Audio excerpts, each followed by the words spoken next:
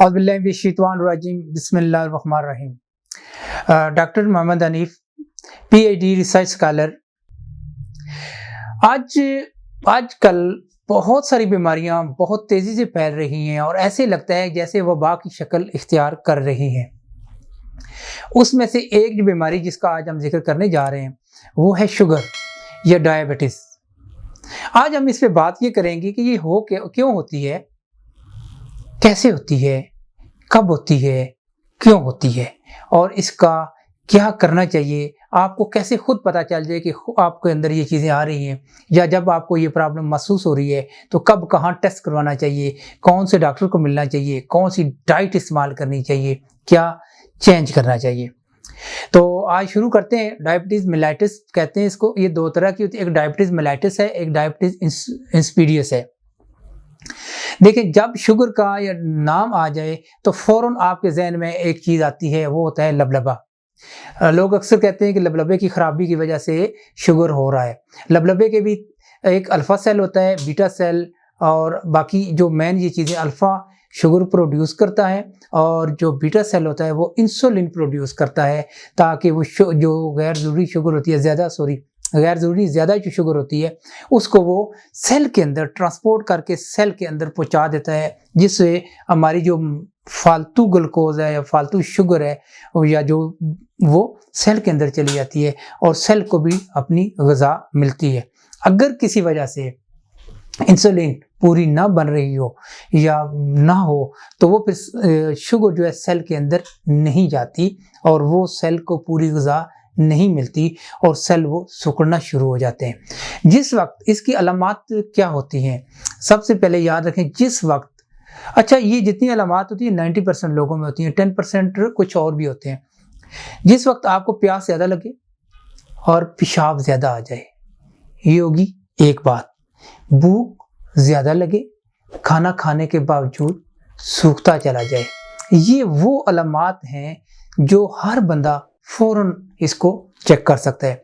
जिस वक्त ये तीन अलामात आप में आ जाएं, सबसे पहला जो शक है वो शुगर का किया जाता है।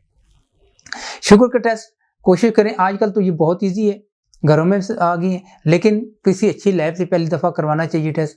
ये फास्टिंग होता है, एक होता है खाली पेट टेस्ट कराना, एक होता है कि खाना खाने के बाद टेस्ट होना।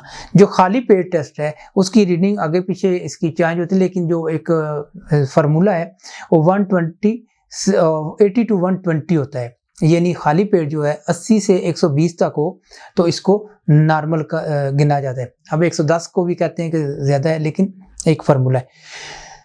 खाली ये होती है फास्टिंग, खाली पेट। अब हुई कि खाने के बाद रैंडम, वो 120 से लेके 150 तक इसको नॉर्मल गिना जाता है। कोई 140 जब करे तो वो उसको प्री डायबिटीज पोजीशन कहना शुरू कर देते हैं। ये तो हो गई रूटीन के टेस्ट।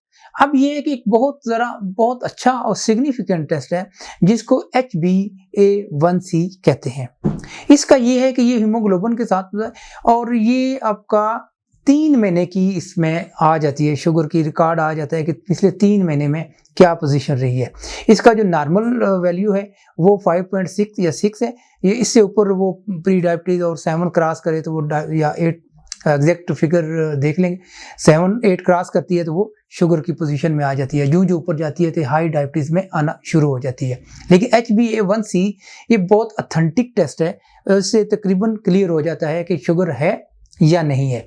जिस वक्त हम फास्टिंग या रेंडम करा रहे होते हैं, इसमें ये होता है कि फ़र्ज़ किया आपने रात को कोई ऐसी मीठी चीज़ खाई, सुबह वो फास्टिंग में ज़्यादा आ गया, या फास्टिंग ठीक आई, खाने में आपने कोई इतनी हैवी हेल्दी डाइट खा ली है जो 2 घंटे के बाद जब करवाया तो उसमें ज़्यादा आ गया। इसमें एरर होते हैं, इसमें काफ़ी ज़्यादा गलतियां हो सकती हैं, लेकिन जो HbA1c टेस्ट है मेरे ख्याल में वो ज़्यादा बेस्ट है और वो जब कभी ये 3 चीज़ें अलामात आएँ ये लाजमी करवा लेना चाहिए।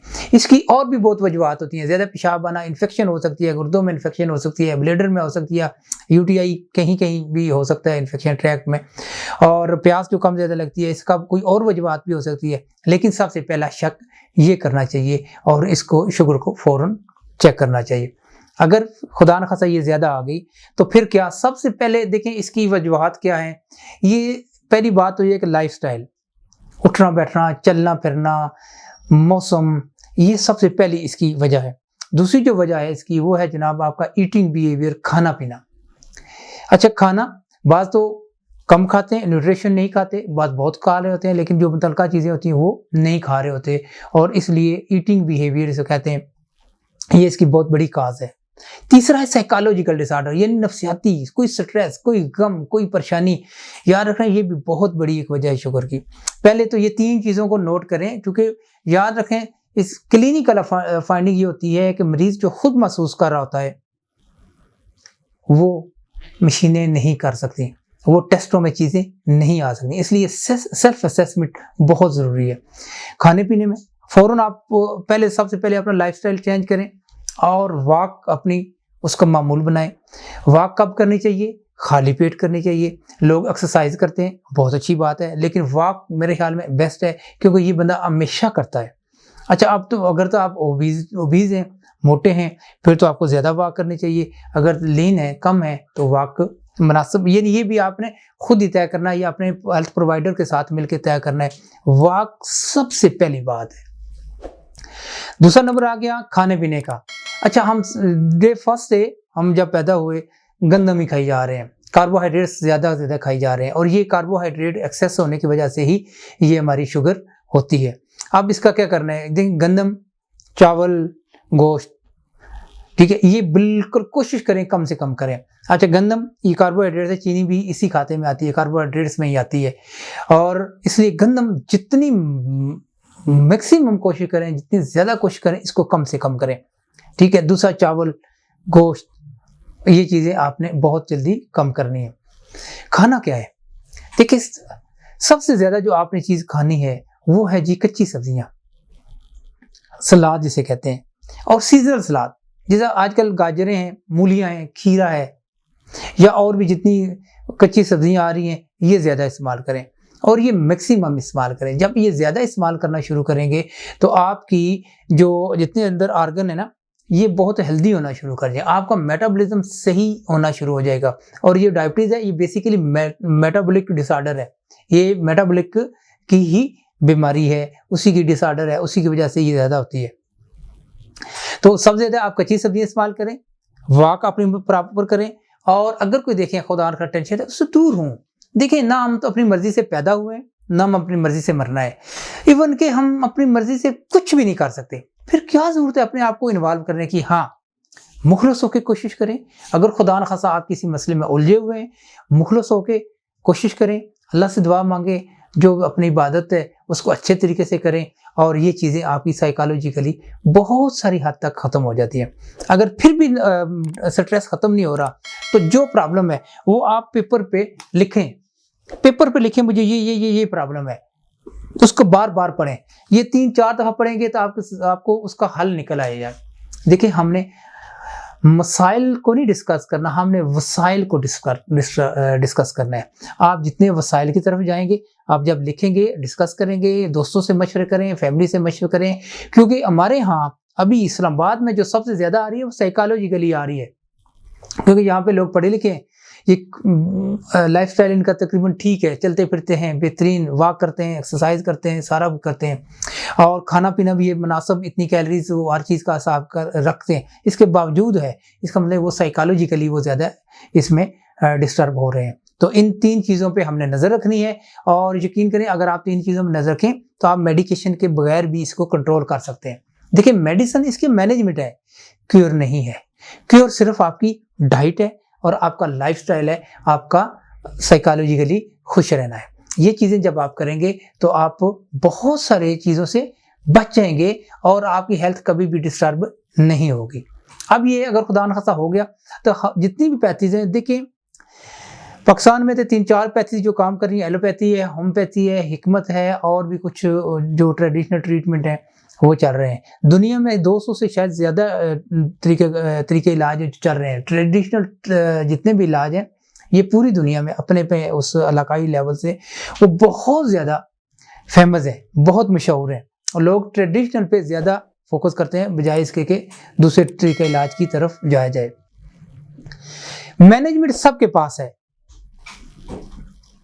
क्योरिटी किसी किसी के पास है। क्योंकि क्योर करने के लिए सिर्फ मेडिसिन नहीं चाहिए, उसके साथ पूरा एक सिस्टम चाहिए, पूरा खाता चाहिए उसके साथ। यानी वही बात जो मैं पहले डिस्कस कर चुका हूँ, ये सारी चीज़ें करें तो बंदा खुद भी इसको मैनेज भी कर सकता है और क्योर भी कर सकता है। देखें, आप जिस वक्त इंसुलिन बन रही, इसका मतलब है कि बीटा सेल पैरालाइज हो चुके हैं, वो काम नहीं कर पा रहे।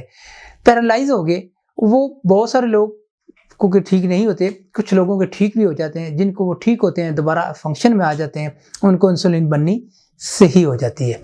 अच्छा, बाज़ का ये होता है, ये होगी एक कि इंसुलिन तो बन रही है लेकिन वो सेल के अंदर नहीं जा रही, इसे कहते हैं इंसुलिन रेजिस्टेंस। ये भी एक पूरा सिंड्रोम है और ये इन चीज़ों पे नज़र रख के आपने जितना लाइफस्टाइल है उसको मेंटेन करना है। और यकीन करें, ये सिर्फ नाम सुन के लोग डिस्टर्ब हो जाते हैं, ऐसी कोई बात नहीं है। आप अच्छे तरीके से इसको मैनेज करें। ये क्यूरिटी भी आपके हाथ में है, क्यूरिटी भी आपके हाथ में है। उम्मीद है कि मेरी ये जो चंद टूटी फूटी बातें आपको पसंद आई होंगी और अपने आप को सेहतमंद रखने के लिए, अपने आप को अवेयर करने के लिए, अपने आप अच्छी सी मालूमात लेने के लिए हेलो हेल्थ पाकिस्तान देखते रहें।